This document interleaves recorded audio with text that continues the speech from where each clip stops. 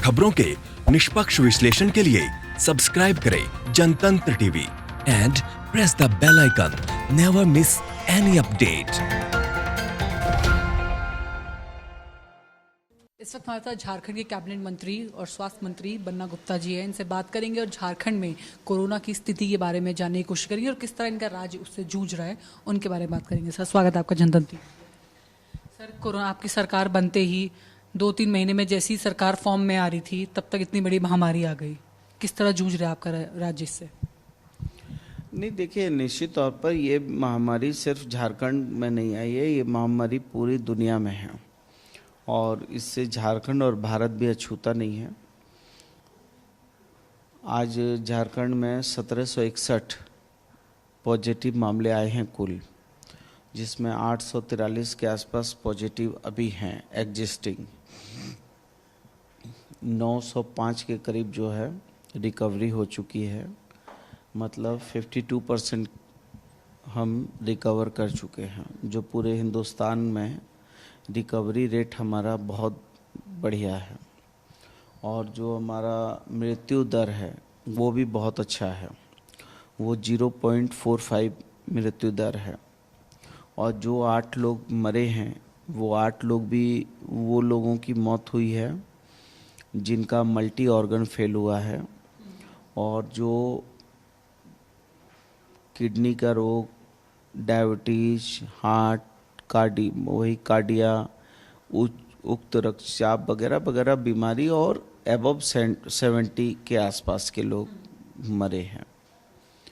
तो झारखंड में कोई ये बीमारी कोई ऐसी नहीं कि बहुत जिससे हम बहुत भयभीत है। मैं ये समझता हूँ कि ये बीमारी मूलतः हमारी केंद्र सरकार की विफलताओं का ही एक थोपा हुआ हमारे सर पर ये हिस्सा है। क्योंकि यदि मोदी जी, हमारे आदरणीय प्रधानमंत्री जी, इतनी जल्दबाजी कर कर के बिना न्यूटन की गति का तीसरा नियम क्रिया के विरुद्ध प्रतिक्रिया को यदि समझ लेते और समझने के उपरांत सब चीज़ों का एनालिसिस कर लेते, कुछ बड़े बुद्धिजीवियों को बैठा लेते और जो हमारे आप्रवासी मजदूर हैं उन लोगों को शुरू में ही उनके घर और आवास जाने देते, तो मैं समझता हूँ ये लॉकडाउन का बड़ा एक फलाफल मिलता, इसका बड़ा आउटपुट मिलता। एक तो केंद्र की सरकार ने जब जनवरी के अंतिम तारीख 30 तारीख को एक पॉजिटिव केरला में पकड़ा गया तो दस्तक वहीं से चालू हो गई थी। और फरवरी में हमारे प्रधानमंत्री अमेरिका के राष्ट्रपति की अगवानी में लगे रहे और ये आलम था कि पूरे देश को झोंक दिया। दिल्ली में दंगे हो रहे थे, दिल्ली अशांत थी, प्रधानमंत्री जी को कोई चिंता नहीं थी। पूरे देश में ये कोरोना स्प्रेड हो रहा था, प्रधानमंत्री को चिंता नहीं थी। और जब सारा चीज़ उन्होंने अपने मन मुताबिक कर लिया तो अचानक रात को सोए हुए जगे और कहा कि लॉकडाउन है। ये उनको करना चाहिए था। लॉकडाउन करने के पहले इसके फलाफल के बारे में चिंता करनी चाहिए थी। और मैं ये समझता हूँ कि निश्चित तौर पर उनकी ये चूक, लॉकडाउन के संबंध में बड़ी चूक, नोटबंदी में उसी तरीके से उन्होंने किया कि अचानक घोषणा कर दी कि रात 8 बजे कल से जो है 500,000 के नोट नहीं चलेंगे। कारण बता दिया कि भ्रष्टाचार, कारण बता दिया कि साहब जो है उग्रवाद, कारण बता दिया कि काला बाजारी। लेकिन आप बताइए, कारण बता दिया आतंकवाद। आप बताइए कि क्या आउटपुट निकले उसके। इतना बड़ा कदम उठाने के बाद खोदा पहाड़ और निकली चुइया, हजारों लोग मारे गए, हजार लोग के मरने के बाद करोड़ों करोड़ रुपया का नुकसान हो गया, लेकिन आउटपुट कुछ नहीं निकला। इवन जो ब्लैक मनी थी वो वाइट मनी में तब्दील हो गई। तो वो वाइट मनी कैसे तब्दील हो गई और क्यों भाजपा के लोगों ने पूरे देश में जो है प्रॉपर्टी खरीदना चालू कर दिया नोटबंदी के पहले? तो ये बहुत सारे ऐसे सवाल हैं जिसको आने वाले समय में जनता को जवाब देना होगा। सर आपने तो पूरा का पूरा एक बीजेपी सरकार के बारे में बताया कि किस तरह उनके कौन कौन से फैसले गलत थे, लेकिन अगर हम अभी कोविड-19 की बात करें जिससे हम सब जूझ रहे हैं और कहीं ना कहीं लड़ रहे हैं, झारखंड को लड़ने में सेंटर की तरफ से कितनी मदद मिल रही है? हर बात कोई ना कोई आकर एक नया पॉलिसी डिक्लेयर होती है, एक नया अमाउंट डिक्लेयर करा जाता है और कहा जाता है कि इतने वेंटिलेटर्स, इतने टेस्टिंग किट्स या इतने पीपी किट बनाने की कंपनी को ठेका दिया जाएगा ताकि ज़्यादा सारा पीपी किट्स बन पाए, ज़्यादा सारा वेंटिलेटर्स हमारे ही देश में निर्माण हो। तो झारखंड को किस हद तक मदद मिल रही है सेंटर से? देखिए, सबसे पहली बात है कि कोविड-19 को जिस टाइप से प्रस्तुत किया है, मैं समझता हूं कि ये विशुद्ध रूप से एक बड़ा राजनीतिक नफ़ा नुकसान है। और कोविड जब शुरुआती दौर में आया तो सारे लोग इतने भयभीत थे, जो हमारे फ्रंट वर्कर फाइटर थे वो भी भयभीत थे, और हम लोग जो पर्दे के पीछे उनका जो संचालन कर रहे थे वो भी भयभीत थे। लेकिन भय का कोई बहुत बड़ा कारण दिखाई नहीं दिया। पहले हम लोग चिंता कर रहे थे कि वेंटिलेटर की बहुत आवश्यकता होगी, लेकिन बाद में ये समझ में आया कि वेंटिलेटर की आवश्यकता मात्र 5% है। इवन ऑक्सीजन की आवश्यकता भी जो है बहुत कम है। यहाँ तो पेशेंट जो है वो उसकी बॉडी का जो प्रतिरोधात्मक क्षमता है वही उसके लिए सबसे बड़ी दवाई है। बहुत सारे मरीजों को तो हमको पैरासीटामोल जैसी साधारण दवाई खिलाने की ज़रूरत नहीं पड़ी है, समय के साथ ही वो ठीक होकर चले गए हैं। हमारे झारखंड का रिकवरी रेट जो है वो 52% है अभी वर्तमान में। तो मैं समझता हूँ कि ये एक बहुत बड़ा इसके पीछे एक साजिश है।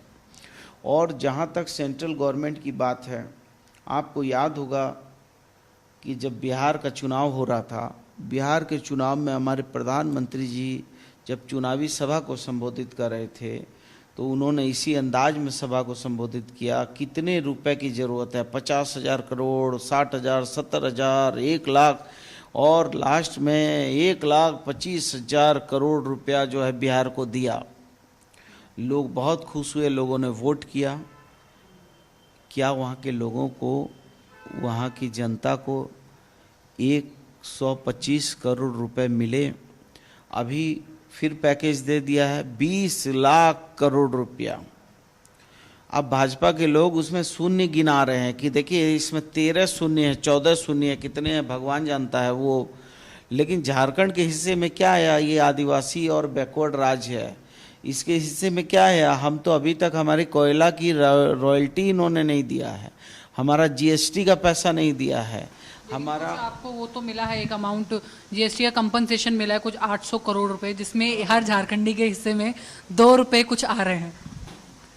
अब देखिए, वो तो वही बात है कि ऊँट के मुंह में जीरा। अब वो निश्चित तौर पर हमारा झारखंड गरीब आदिवासी का झारखंड है, हमारा झारखंड बैकवर्ड कमज़ोर वर्ग के लोगों का झारखंड है, हमारा झारखंड बहुत गरीबी गुर्बत देखा है। अब इसके साथ यदि मजाक ही प्रधानमंत्री जी को करना है तो वो पूरे देश के सर्वोच्च पंचायत के मालिक हैं।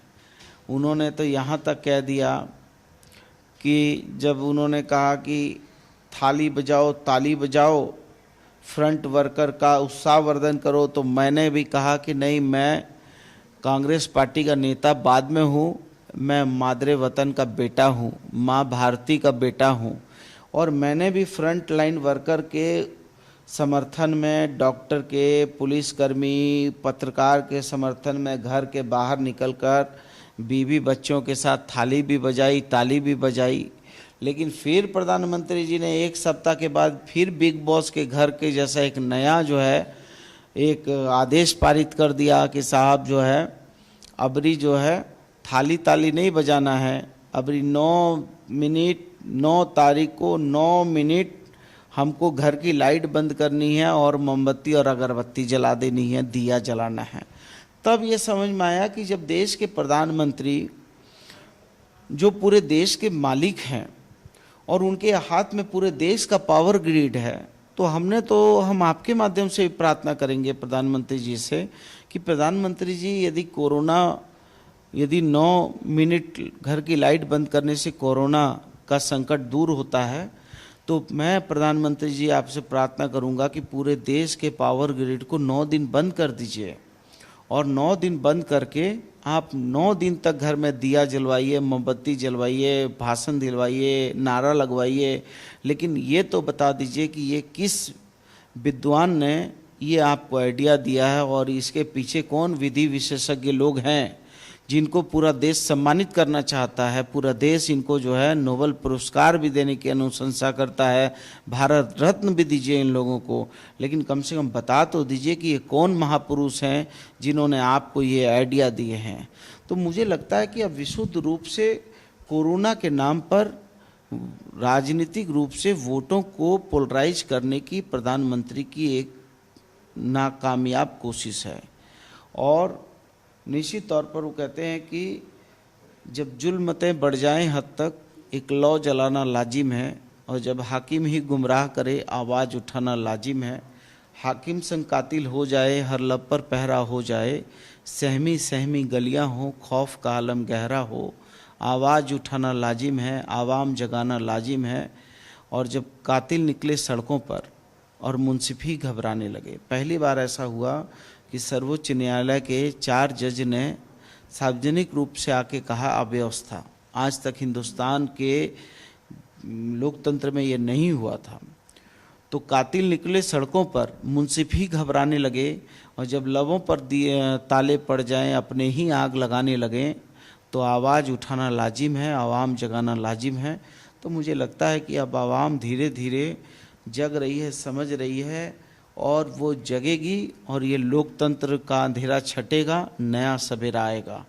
और जब सड़कों पर हमारा गरीब लोग जो है चलते चलते मर जाता हो, गरीब लोग जो है हमारी बहनें चलते चलते प्रसव हो जाता हो और उसके बाद मृत्यु के काल में समा जाती हो, और जब चलते चलते लोग जो हैं पैर खिया जाता हो और आदमी जो है वहाँ मौत के आगोश में चला जाता हो, तो मैं समझता हूँ कि इससे बड़ा विभत्स भारत का स्वरूप कभी नहीं देखा गया है।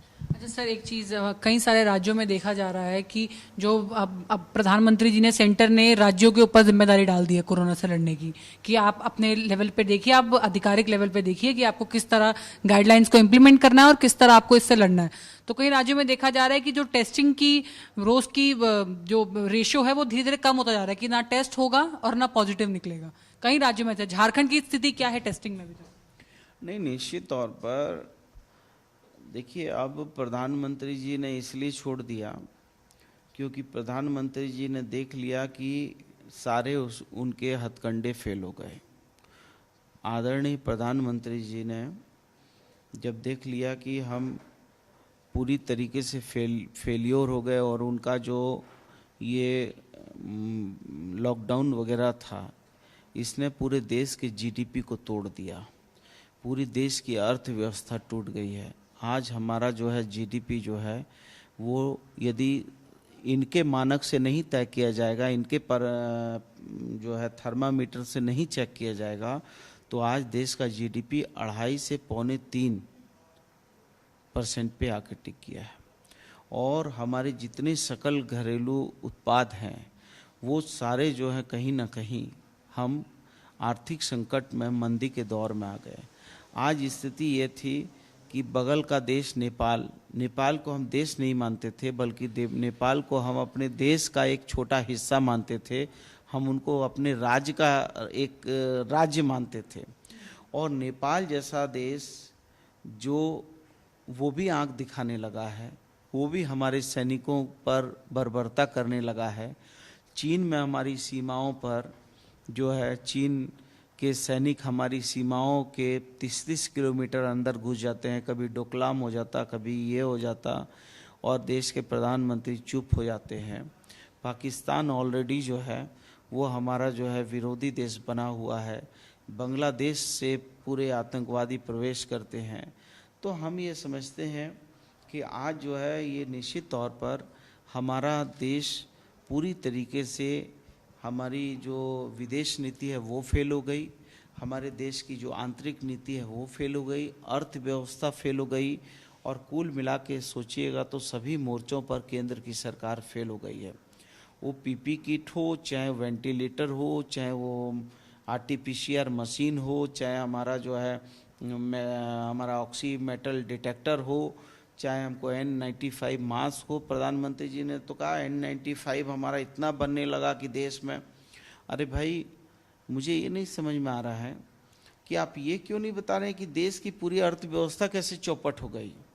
और आप चीन हमको आंख दिखाता है, लेकिन गणेश जी और हमारी माँ दुर्गा और हमारे जो है देवी देवता भी चीन से बन के आ रहे हैं।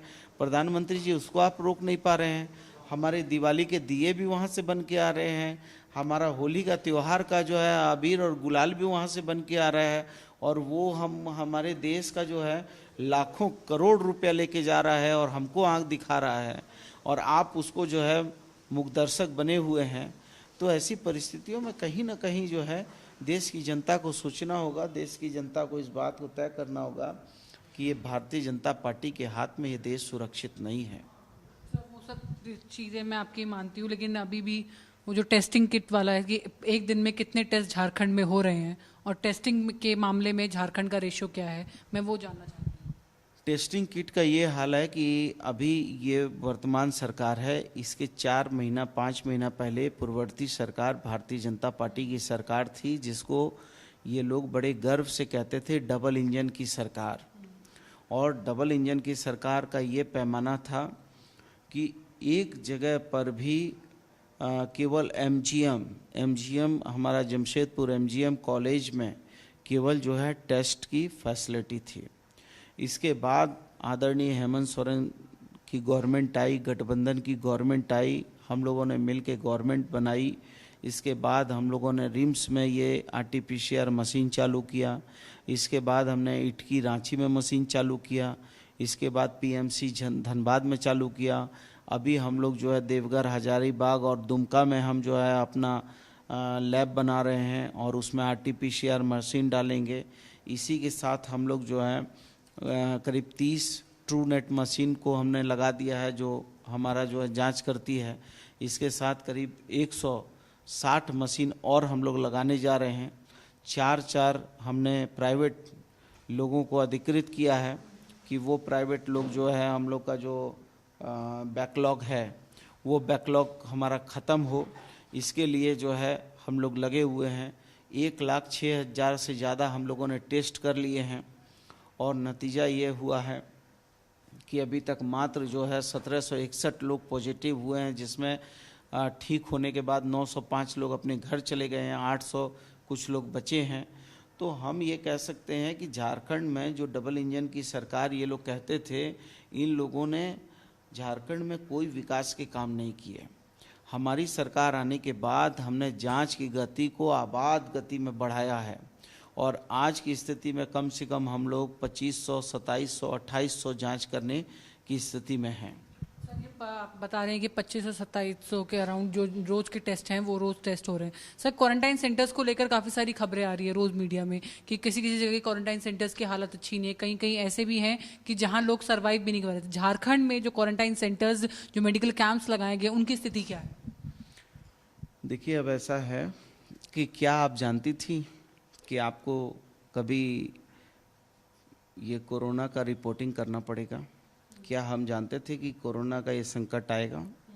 अभी तक तो अमेरिका जैसा देश WHO पर आरोप लगा रहा है, इवन आरोप नहीं लगा रहा है, उसको अपने देश से बाहर भी कर दिया। अमेरिका का कहना है कि चीन को WHO ने मदद किया और ये वायरस को फैलने के लिए पूरा छूट दिया। हमारा जो क्वारंटाइन सेंटर है, वो क्वारंटाइन सेंटर जो है वो विधिवत रूप से काम कर रहा है, लेकिन चूंकि ये गरीब स्टेट है और हम ये गरीब और आदिवासियों का राज्य है, और इस राज्य में जब प्रधानमंत्री जी ने आयुष्मान भारत योजना, जो उनकी महत्वाकांक्षी योजना है, उसको जब लागू किया और कहा कि ये आदिवासियों के लिए वरदान है, गरीबों के लिए वरदान है, तो प्रधानमंत्री जी को चाहिए था कि एक बड़ा जो है हम लोगों को इस गरीब राज्य के लिए एक बड़ा पैकेज वो देते, ताकि उस पैकेज से हम जो है बहुत विधिवत काम करते। इवन इसके बाद भी हमारे माननीय मुख्यमंत्री जी ने पूरी शिद्दत के साथ, हमारी सरकार ने पूरी शिद्दत के साथ हमने जो है क्वारंटाइन सेंटर बनाया, आइसोलेशन वार्ड बनाया, कोविड वार्ड बनाया, और कहीं पर भी यदि इक्का दुक्का कहीं आपको लगा होगा अव्यवस्था तो मैं नहीं कह सकता, लेकिन इंटायर राज्य में पूरी व्यवस्थाएं पूरी दृढ़ता के साथ और पूरी बढ़िया तरीके से चल रही हैं। हो सकता है कहीं इक्का दुक्का हो सकता है कि जो है कभी कभी एक्सेप्शनल 1-2 केस हो सकते हैं, लेकिन इंटायर राज्य में 95% मामले पूरे तरीके से संतोषप्रद हैं। सर ये चीज़ आखिरी सवाल मैं आपसे जानना चाहूँगी, 1-2 दिन पहले खबरें आई कि रिम्स के भी कुछ डॉक्टर कोरोना संक्रमित हो गए। हमारे कोरोना वॉरियर्स ही अगर इस तरह संक्रमण से जूझेंगे तो किस तरह आपकी सरकार ने कोई पॉलिसीज़ या इनके ऊपर आपने काम करना शुरू करा है कि आगे चल के उनको कम से कम सिक्योर किया जाए, उनके लिए किसी राहत पैकेज की अनाउंसमेंट की जाए ताकि कोरोना वॉरियर्स जो हैं एटलीस्ट वो इस महामारी से जूझने के लिए सबसे ज़्यादा आगे बढ़ चढ़ कर आएं?